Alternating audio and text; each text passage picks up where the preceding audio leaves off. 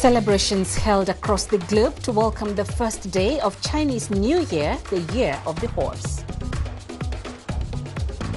Kenya aviation workers end strike after delays disrupt flights at the country's main airport.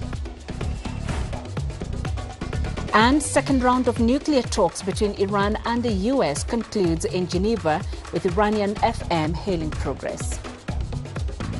This is Africa Live. A warm welcome to the program. I am Peninah Karibe. Joining me in studio with a sneak peek of what's coming up in business news is Rama. Thank you very much, Peninah. Here's what's coming up in the next half hour. Inflation in Nigeria slowed for a 10th consecutive month. That's giving the central bank room to cut rates, but will they? Unemployment levels in South Africa fall marginally in the final quarter of 2025 amid government efforts to spur investments. We'll have the data and the details on those stories and lots more coming your way in the course of the hour. For now, let's start with the latest in current affairs, starting with that aviation story with Peninah. Thank you, Rama. Let's begin here in Kenya, where the Aviation Workers Union has called off a strike by its members that had paralyzed the aviation sector since Monday. Several flights were cancelled and hundreds of passengers stranded at the main airport in Nairobi, which was left operating with a skeleton staff. The Kenya Civil Aviation Authority says a deal has been struck that will see the workers return to work as their grievances are looked into. CGTN's Robert Nagila has that report. Less than 30 hours after the Kenya Aviation Workers Union and air traffic control personnel went on strike, the industrial action was called off. A statement issued by the Kenya Civil Aviation Authority on Tuesday announced that all parties had agreed to an immediate return to work. The strike severely disrupted flights, leaving hundreds of passengers stranded. But with the industrial action now called off, attention turns to clearing the backlog and restoring normal operations at the airport. At the Jomo Kenyatta International Airport in the capital, Nairobi, there was relief as word spread that the strike had ended. I feel happy. At least people can carry on with their travels. But it may be some time yet before normal operations at the airport resume. The strike had forced dozens of flight cancellations, with several airlines rescheduling their flights. This left hundreds of passengers like Crispin Oguna, who was due to travel to Lagos for a conference early on Tuesday, stranded in Nairobi. I arrived here at 3 a.m. in the morning. At 2 a.m. waiting for the flight. The flight was to be at 3:45 a.m. Then there was a delay, so we were informed to come back at 9. So at 9 coming back again, it was pushed to 1, and finally they told us it's cancelled. Other passengers with connecting flights were unsure if they would get a flight out of Nairobi on Tuesday. We're traveling this afternoon, but we don't know if the plane will leave at 5:30 today to Addis, and then after night plane to Stockholm. The aviation union had issued a strike notice last week following a labor dispute with the Civil Aviation Authority. The union had demanded the employment of its members on permanent and pensionable terms, among other issues. JKIA is one of the busiest airports in the region and handled over 8.6 million passengers in 2025. According to the Kenya Airports Authority, in 2023, the airport handled over 360,000 tons of cargo, making it one of the leading cargo hubs in Africa. Robert Nagila, CGTN. At least 28 people have been killed and dozens wounded in a drone strike on a crowded market in Sudan's North Kordofan state. That's according to local rights group Emergency Lawyers, which says the drones hit Al Safia market near Sudari locality on Sunday evening. The attack happened as civilians, including women, children and the elderly, filled the market. The group did not assign responsibility, but urged both the Sudanese armed forces and the rapid support forces to halt drone strikes and protect civilians. The strike comes amid intensified drone attacks in Kordofan and Darfur. The UN Human Rights Chief recently reported nearly 90 civilians killed in similar strikes over 2 weeks.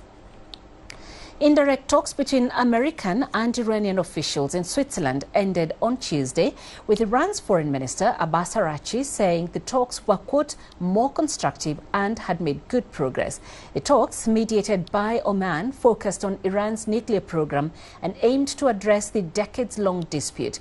U.S. envoys Steve Witkoff and Jared Kushner took part in the negotiations alongside the Iranian Foreign Minister. U.S. President Donald Trump said he would be involved indirectly in the Geneva talks and that he believes Tehran wants to make a deal. Iran's Fars news agency reports that parts of the Strait of Hormuz will be closed for several hours on Tuesday. The move is described as a security precaution for shipping safety as the Revolutionary Guards conduct military drills in the vital waterway. Meanwhile, Iran's Supreme Leader Ali Khamenei warned that U.S. attempts to depose his government would fail. Julia Hamilton reports from Geneva. The main focus on these talks is nuclear-related issues. Actually, on Monday, similar talks took place between Iran and the International Atomic Energy Agency. Well, actually, these talks in Geneva, they follow repeated military threats by the U.S. Against Iran, and the U.S. has issued those threats over Iran's crackdown on protests and also over its ongoing dispute over its nuclear program. And also Washington wants to limit the range of Iran's ballistic missiles. And also it wants Iran to stop supporting military groups in Syria, Iraq, Lebanon and in Yemen. And the issue of ballistic missiles is actually not on the table at the talks in Geneva. Iran says that the meeting is focused on its nuclear program only, but it also wants to potentially discuss the lifting of economic sanctions that have been imposed by Washington on Iran. And Iran said before the talks that it believed that the U.S. position on the nuclear issue is moving towards a, quote, more realistic one. And actually the U.S. before the talks said that there may be an opportunity to find a diplomatic solution, but acknowledged that it may be difficult. A third round of trilateral talks between Ukraine, Russia and the United States began in Geneva on Tuesday. The diplomatic efforts for a truce comes a week before the 4th anniversary of the Russia-Ukraine conflict. Dasha Chernyshova has more from Moscow. Well, that's right. So trilateral talks between Ukraine, Russia and the United States, they are underway here in Geneva. In fact, they're taking place at the Intercontinental Hotel just a few meters around the corner here.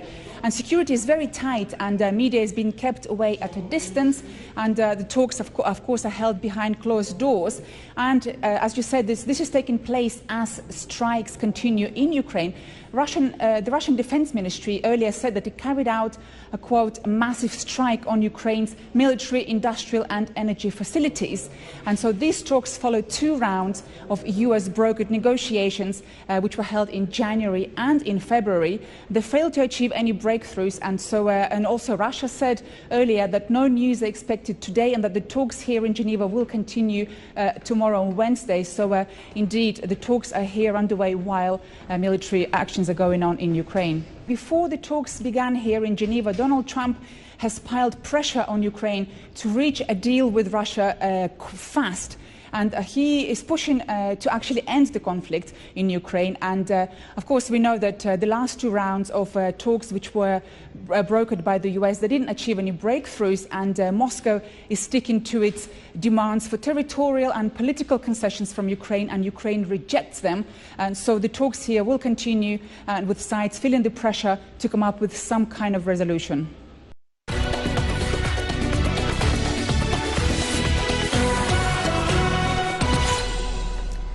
Today marks the first day of the Year of the Horse. Across China, communities are celebrating with lights, music and joy to welcome a new year filled with renewed hope. The celebrations began with a breathtaking view from above. China's Fengyun 4C meteorological satellite captured the first ray of New Year's light touching the earth. Across the country, centuries-old traditions are meeting modern innovation. From historic streets to bustling city centers, dazzling light shows and advanced projection mapping are transforming skylines and ancient city walls into glowing canvases. Folk performances, including dragon and lion dances, wind through town squares, drums setting the rhythm for parades as costumed performers captivate crowds. Families are heading to traditional lantern fairs and temple markets where cultural shows, handicraft workshops and festive delicacies await. In Hong Kong, Victoria Park's Chinese New Year fair is packed with shoppers picking up festive flowers, while traditional lion dances energize festive venues. In Macau, major landmarks shine bright with large-scale lantern installations themed galloping into the new year, attracting residents and tourists alike. And in Taipei, Dihua Street's lively holiday market stretches for blocks with stalls offering roasted treats, traditional sweets and Spring Festival couplets. We spoke with our reporter Huang Yue at the Shijingshan Amusement Park Temple Fair. She brings us the sights and sounds of the celebration there. So temple fairs have always been Beijing's New Year tradition, and historically it's just a gathering for people to pray for the blessings, watch the folk performance and try different kinds of local snacks. Well, today, although the settings are more modern, the theme and the spirit are pretty much the same. The celebration and sharing the joy of the new year. So here, this park is marking its 40th anniversary with a large-scale temple fair. This morning, I've seen a lot of people coming because here they can watch the dragon dance, the lion dance, and they can also hear the powerful rhythms of the traditional waist drum, which is actually also an intangible cultural heritage. And also people are trying different kinds of snacks and food, and that's not because they're hungry, especially after last night's feast. Some people told me it's just because it's a flavor of the new year and a flavor of their childhood memories. People are also trying some different kinds of little games to win some little prizes.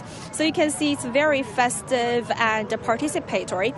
Families are strolling, children are running, and grandparents are posing for photos under the lantern arches. And what makes this temple fair different from others is that when night falls, people can enjoy the spectacular fire dragon performance with light installations surrounding them. So what really stands out is how the traditions have been brought from the dinner table to the parks, to the streets, and to the city squares. The Chinese New Year is about reunion, but at the same time, it's also about renewal. And here across Beijing, you can see both of them at once. CMG's 2026 Spring Festival Gala drew widespread attention with a groundbreaking performance of Woobot, performed by humanoid robots and young martial artists. The show presented a spectacular fusion of traditional Chinese kung fu and cutting-edge technology. The robots from China's robotics company Unitree executed complex moves on stage, including star fighting, drunken boxing, nunchaku and swordsmanship, synchronizing with the human performers. The founder and CEO of Unitree explained how this was achieved. Music must be integrated with movements to achieve an excellent stage effect. Every movement is timed to the 100th of a second to control the stage effect. This is very similar to human performers dancing or performing martial arts to the rhythm. This time, we can have the humanoid robots run onto the stage, perform fight sequences, and then quickly move to the next position. Their speed has been greatly improved, roughly 5 to 10 times faster than last year. That was just incredible. Now, to celebrate the Chinese New Year, CGTN invited some very special guests to its Beijing headquarters, humanoid robots. Let's take a look at their dance performance.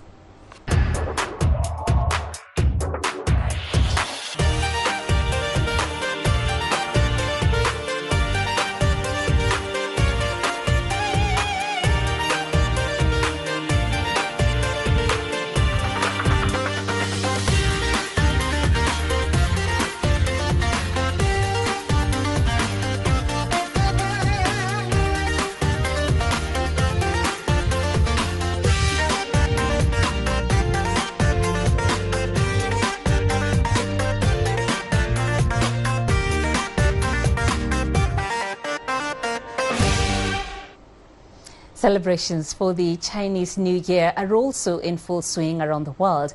In St. Petersburg, Russia, the historic Peter and Paul Fortress is illuminated with colorful lanterns from China's Sichuan province. A city official praised the display, describing the lanterns as a symbol of friendship and prosperity between the two nations. Meanwhile, in Auckland, New Zealand, thousands gathered for a New Year fair. Prime Minister Christopher Luxon joined the crowd, extending warm wishes for a joyful year of the horse. In the Middle East, Dubai's iconic skyline once again became part of Chinese New Year festivities as the world's tallest building, the Burj Khalifa, joined in sending Spring Festival greetings.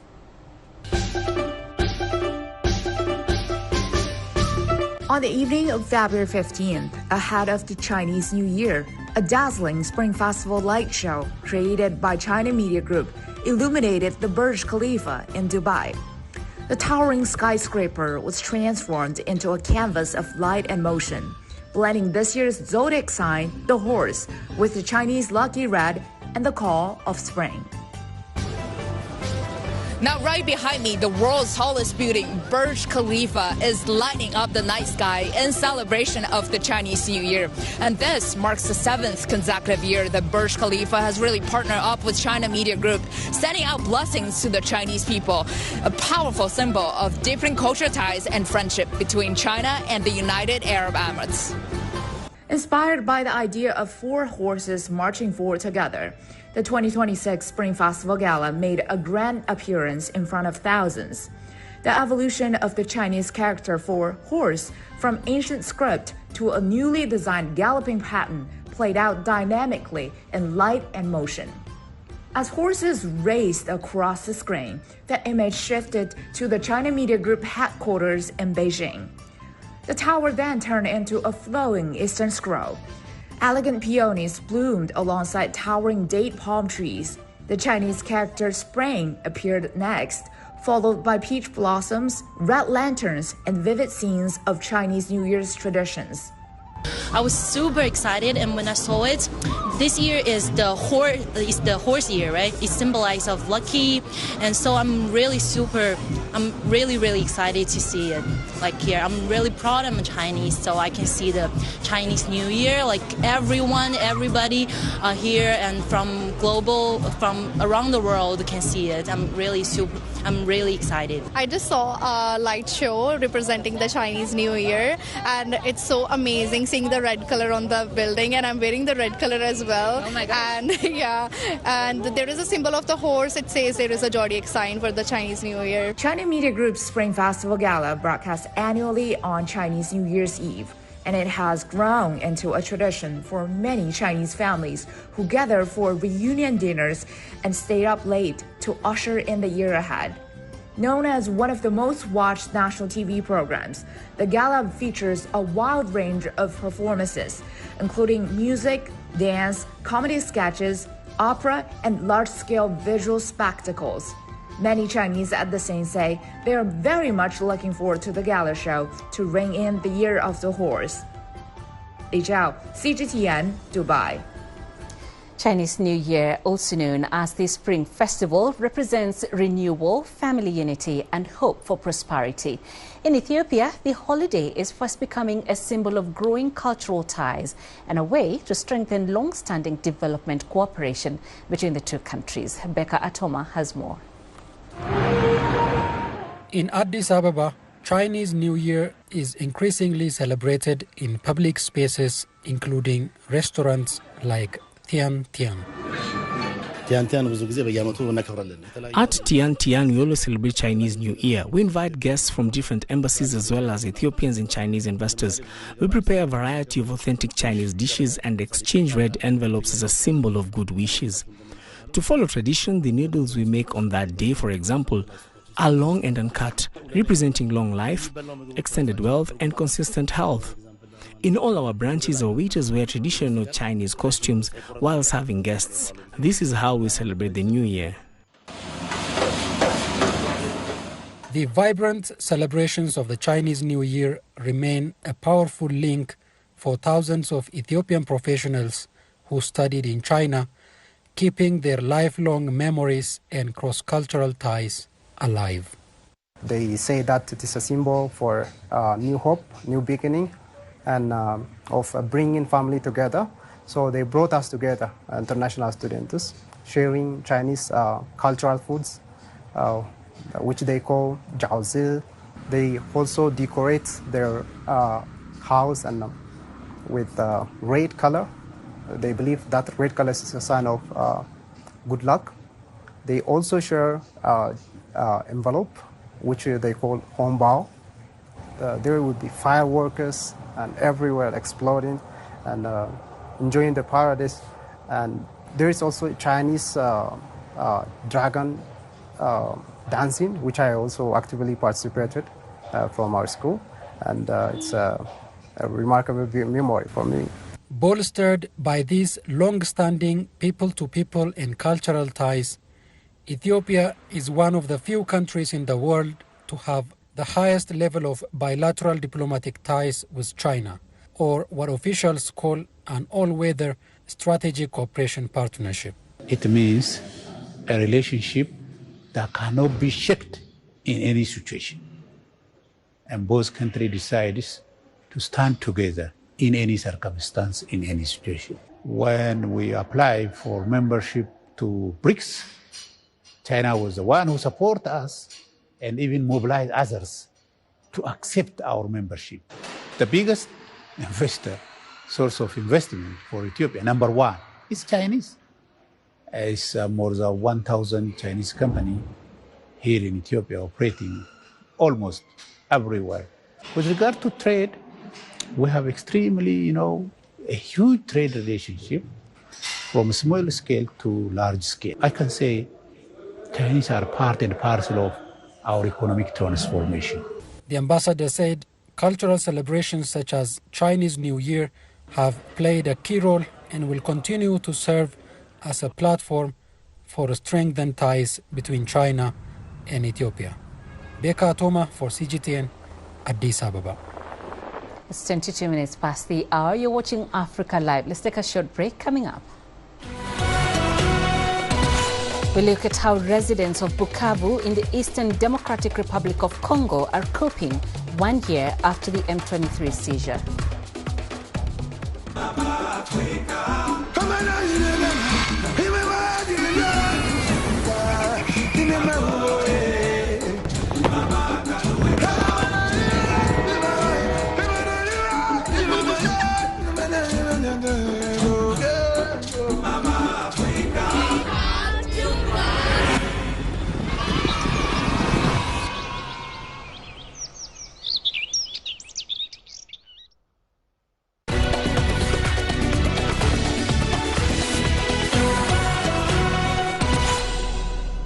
Around 100 U.S. soldiers are being deployed to Nigeria to train the army in its fight against extremist groups. Nigeria's Ministry of Defense on Monday said the troops plus their equipment had arrived at Bauchi Airfield in the northeast of the country. The Defense Ministry emphasized the U.S. military personnel were not combat forces but technical specialists involved in advisory and training under the direction of the Nigerian government. Last year, on Christmas Day, the U.S. conducted airstrikes in Sokoto State in coordination with Nigerian authorities targeting Islamic State fighters. Since then, military cooperation between the two countries has strengthened. Nigeria has a complex security situation. There's been an insurgency for over 16 years in the northeast and a conflict between farmers and herders in north-central regions. The southeast contends with separatist violence, while kidnappings for ransom, that's rife in the northwest, is now spreading to the southwest. Meanwhile, Nigeria's northern state of Sokoto is preparing for Ramadan, weeks after surprise U.S. airstrikes targeted suspected Islamist militants in the area. While authorities say these strikes hit militant enclaves, residents in the largely peaceful state are now hoping the holy month will usher in calm. CGTN's Joy Kirukijoma with the details. In the northern Nigerian state of Sokoto, prayers fill the Abu Huraira Central Mosque as worshippers gather ahead of Ramadan. The state home of the Sultan of Sokoto, Nigeria's top Muslim leader, has largely avoided the insurgency and bandit violence seen elsewhere in the north. But on Christmas Day, U.S. airstrikes targeted what Nigerian authorities described as Islamic State enclaves in Tangaza district, about 75 kilometers from the state capital. For many residents, the strikes were unprecedented. It's a new thing in this part of the country, having airstrikes or bombs and explosions. I think it only happened once, that's during the previous regime when Boko Haram was at its peak, except for the recent events that it's happened. Despite the shock, worshippers say faith remains central. The prayers, yes, will continue. Currently, people are still praying vehemently that the insurgency will come to an end. May we have peace restored in the state and the country at large. At the mosque, religious leaders are urging restraint during the fasting month. They should fear Allah and respect the sanctity of this holy month. In Ramadan, the gates of hell are shut. I call on those behind the violence to have mercy on the people and allow them to fast in peace. Markets in the city remain busy as traders prepare for Ramadan, projecting cautious optimism. We don't expect any evil thing to happen. And by the grace of God, nothing will happen. Things will go peacefully. We are expecting this Ramadan will come in a peaceful way. State authorities say food and cash assistance has been distributed to vulnerable families. For many here, Ramadan is not only a time of fasting, but a renewed hope that peace will endure. Joy Kiruki Juma, CGTN.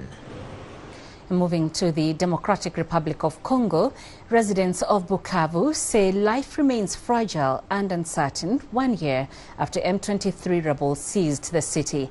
As the anniversary passes, many describe ongoing insecurity, economic decline and weakened institutions. Here's CGTN's Sharon Baranga with the story. On February 14, 2025, M23 fighters entered Bukavu, the capital of South Kivu province in the Eastern Democratic Republic of Congo. The rebels captured the city following a rapid advance that forced Congolese forces to withdraw. Violence and chaos ensued.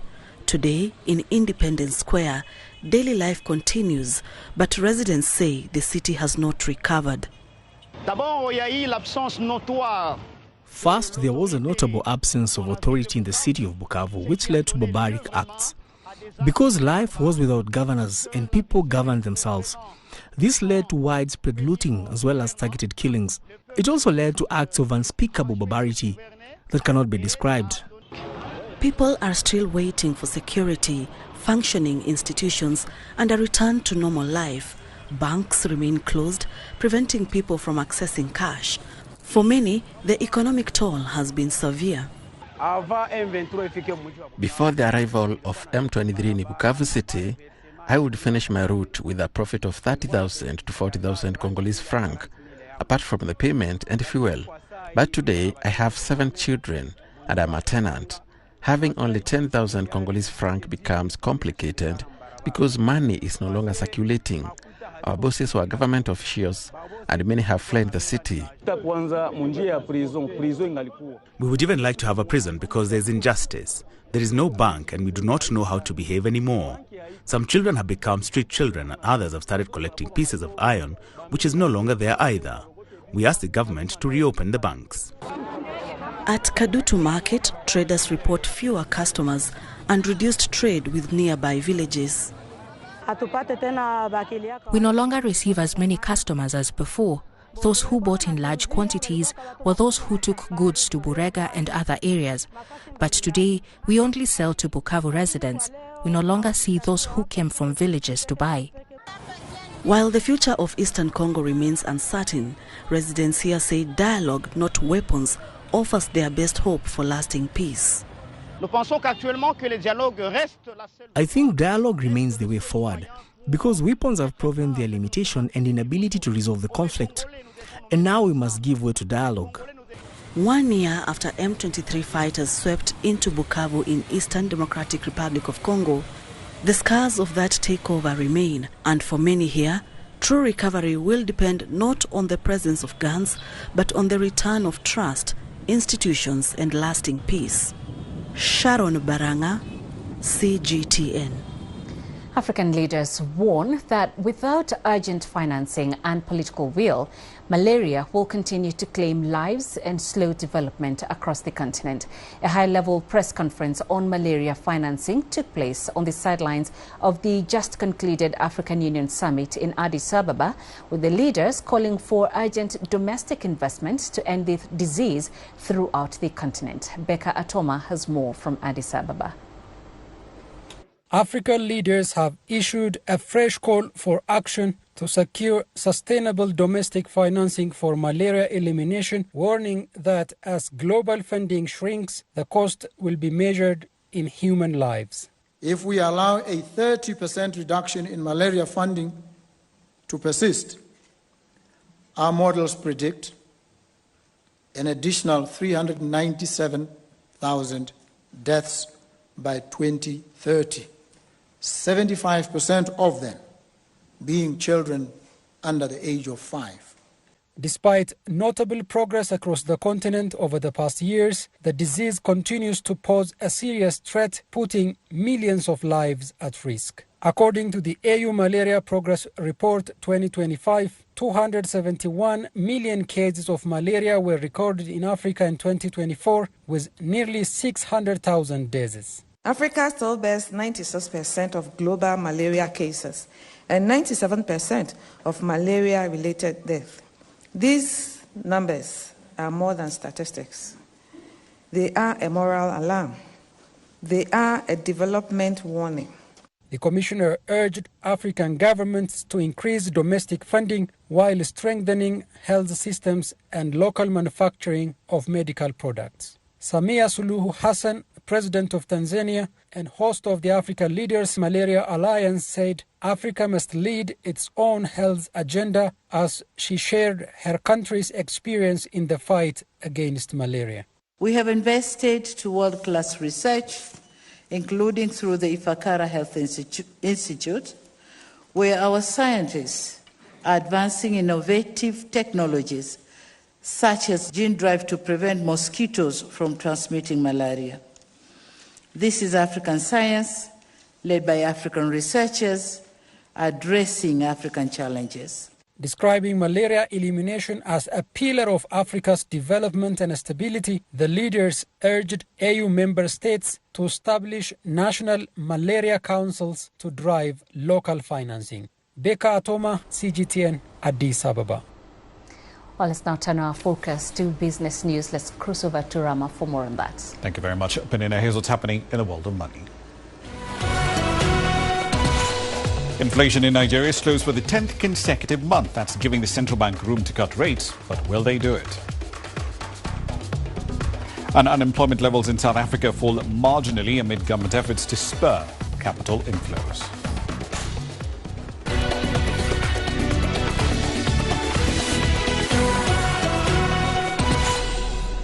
Starting in West Africa, Nigeria's annual inflation rate slowed slightly to 15.1% in January compared to a reading of 15.15% in December. Now, that marks the 10th straight monthly decline.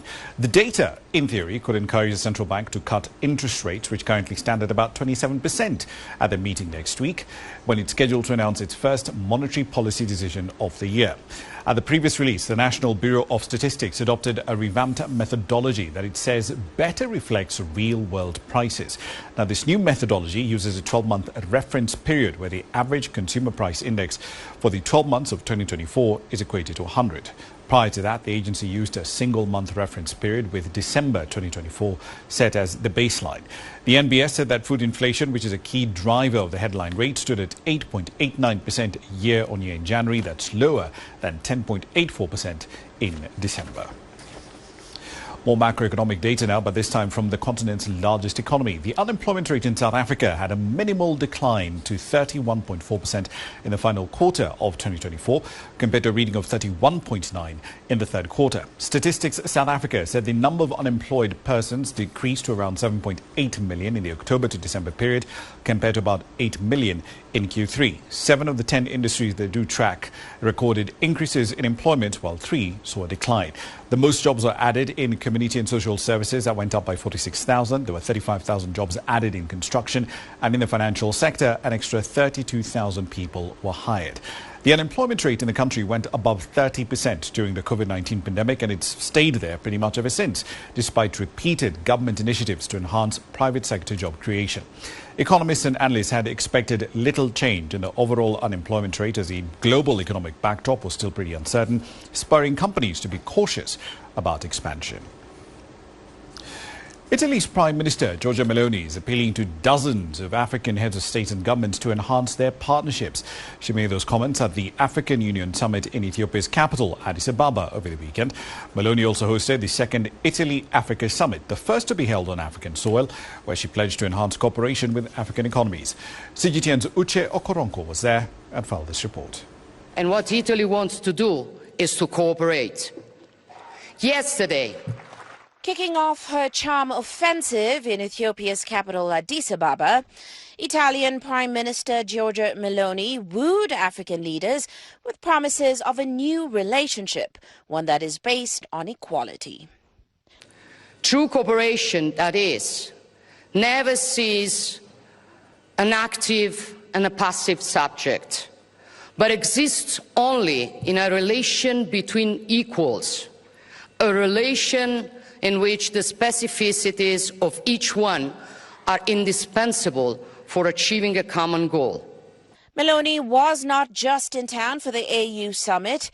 She was here to build on a program that was formed about 2 years ago, the Mattei Plan.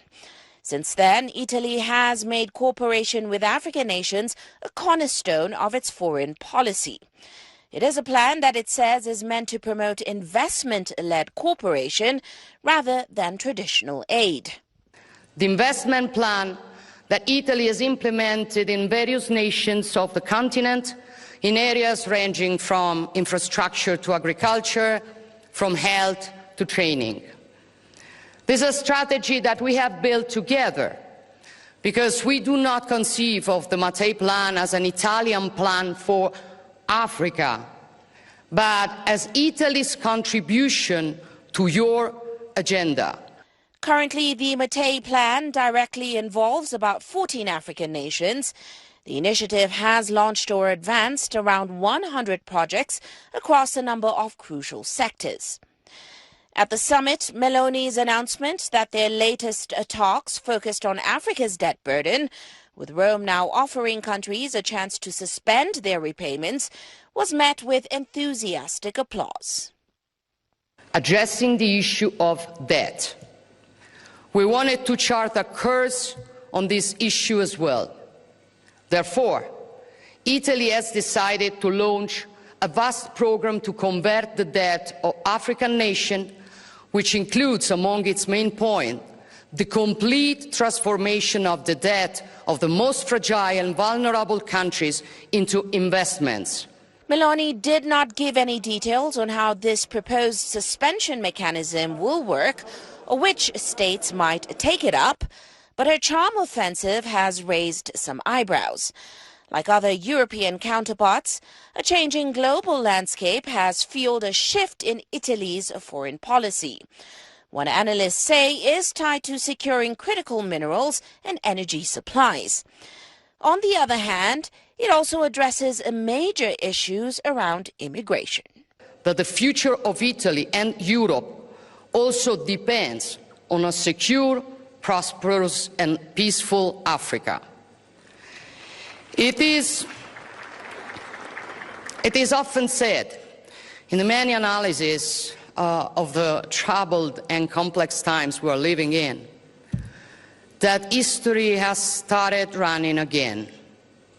This is true. And my opinion is that today it is running here. Africa is not a marginal chapter in this story, far from it. And those who do not understand this scenario risk being left behind.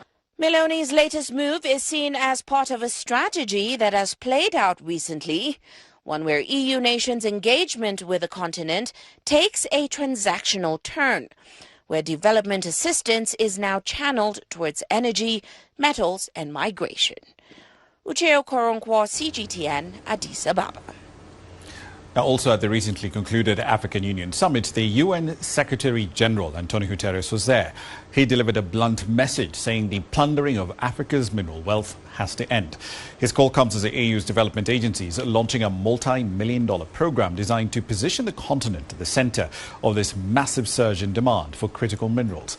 CGTN's Julie Shire has the details.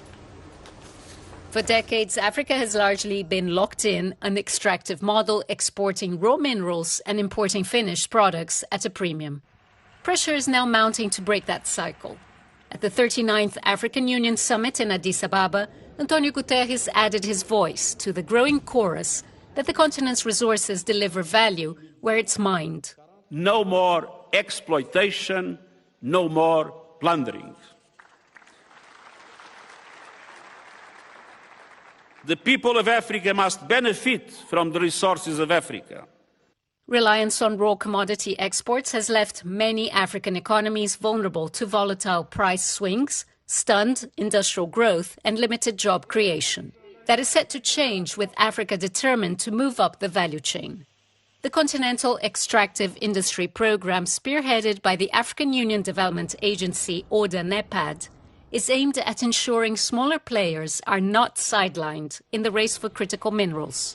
It is important to look into mineral transformation, value addition, and to ensure that we also capacitate in terms of skill development, and also look into ASM, and also look into how to ensure that we bring new investors into Africa, particularly in de-risking the mining sector. The $121.9 million initiative launched at the Mining Indaba in Cape Town is backed by development institutions and commercial banks across the continent. It will focus on youth and women, helping to turn small-scale operations into projects that can attract global capital. It's important because we need diversification, right? And diversification, we're not talking just different critical minerals or gender only, but we need diversity of ideas, diversity of thought, and to ensure that our culture is really rich with ideas, and women bring that richness from a diversity point of view. The question was, how do we de-risk the mining sector in Africa so that we're able to bring more new investors, create portfolios of investable projects that will enable new investors, new money to come into Africa. Despite its vast mineral endowment, Africa remains the world's poorest continent. But with global supply chains shifting and the energy transition accelerating, the continent has the opportunity to write its own future by transforming mineral wealth into industrial development, jobs, and meaningful economic growth. Julie Shire, CGTN, Cape Town. Egypt is offering to help finance dam construction in Kenya as it tries to deepen strategic trade relations with the East African nation. Egypt's Foreign Minister Badr Abdelati made the pledge during talks in the Kenyan capital with Kenya's Prime Cabinet Secretary Musalia Mudavadi. Now, the two individuals stressed the importance of encouraging private sector partnerships and diversifying trade products. They also agreed on fast-tracking the establishment of a Kenya-Egypt Joint Business Council to realize shared prosperity. Mudavadi, who's also acting as Kenya's foreign minister, said that Kenya will continue to support Africa-led dialogue-based approaches within the Nile Basin Initiative framework. Abdelati said it's important to promote solutions based on win-win solutions when it comes to issues related to water cooperation. He stressed Egypt's continued support of peaceful and diplomatic solutions to regional conflicts, while opposing military interventions in conflict resolution. We have taken note of Egypt's interest in aligning the visit with the Africa-France Summit to be held in Nairobi in May 2026, and Kenya remains open to constructive engagement on this proposal. We continue to advocate for African-led, inclusive and dialogue-based approaches within the Nile Basin Initiative framework. In this regard, Kenya acknowledges Egypt's position as articulated during the 33rd Nile Council of Ministers held in Bujumbura in December 2025, which calls for dialogue, cooperation, and mutual respect, and stands ready to serve as an impartial facilitator to advance cooperative and sustainable Nile Basin management. Egypt is pioneering on promoting peaceful and diplomatic solutions. We are always against military solutions to settle down differences, and this is what we are doing in Palestine. It was Egypt who hosted the Sharm el-Sheikh conference and to end the war in Gaza. The same applied in Libya, the same applied in Sudan, in Yemen, in the Horn of Africa. We are here to promote peaceful solution. We must promote solutions based on win-win situation. Everybody should benefit without refraining or without applying unilateralism and being against international law when it comes to issues related to water cooperation, especially with the water scarcity in Egypt. We are under the poverty line, so it's an essential issue for us. But we are with cooperation, with regional integration, with promotion of peaceful and diplomatic solutions. And finally, the Indian Prime Minister Narendra Modi has inaugurated the 5-day AI Impact Expo in 2026 in New Delhi. The event features international pavilions and showcases hundreds of AI startups that are driving global collaboration. Ravinder Bava has more from New Delhi.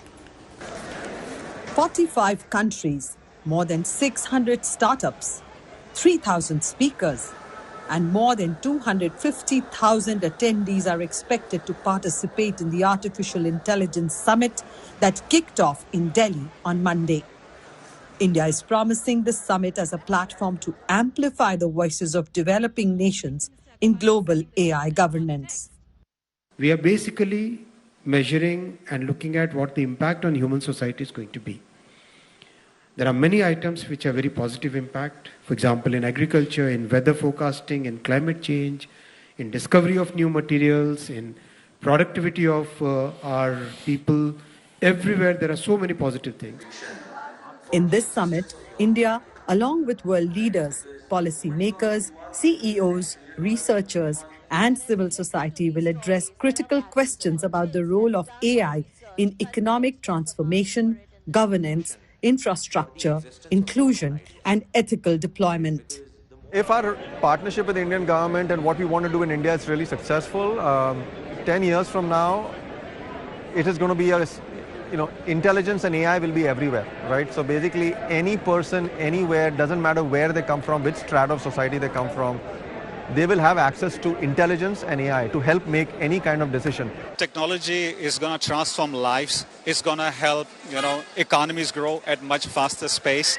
It will also give opportunity for people not only in the metro city but in the rural areas, they will get access to the top-notch tools and resources, and they can do a lot more with this. During the summit, India will be pushing for democratization of AI for one and all. India is advocating inclusive AI policies to be shared by many countries. India has very consciously chosen the theme of impact. And that is really important because till now the world has been focused on building infrastructure. But infrastructure alone does not create impact. You need to have capabilities, you need to have ecosystem to convert infrastructure to impact. Discussions over the next few days will focus on bridging the gap between advanced economies and emerging markets. India aims to ensure AI benefits all while containing harms. Ravinder Bava, CGTN, Delhi. I'll leave it there for the time being, but here's what's coming up at the top of the hour. We'll be focusing on Rwanda. They will become the first country worldwide, not just in Africa, with an autonomous commercial drone delivery system. We'll have the details on that and plenty more in a rather compact session of Global Business Africa at 1800 GMT. See you then. For now, back to Peninah. Thank you, Rama. You're watching Africa Live. Coming up in sports, we get the latest from a dramatic day at the ICC T20 World Cup, and it's good news for Zimbabwe.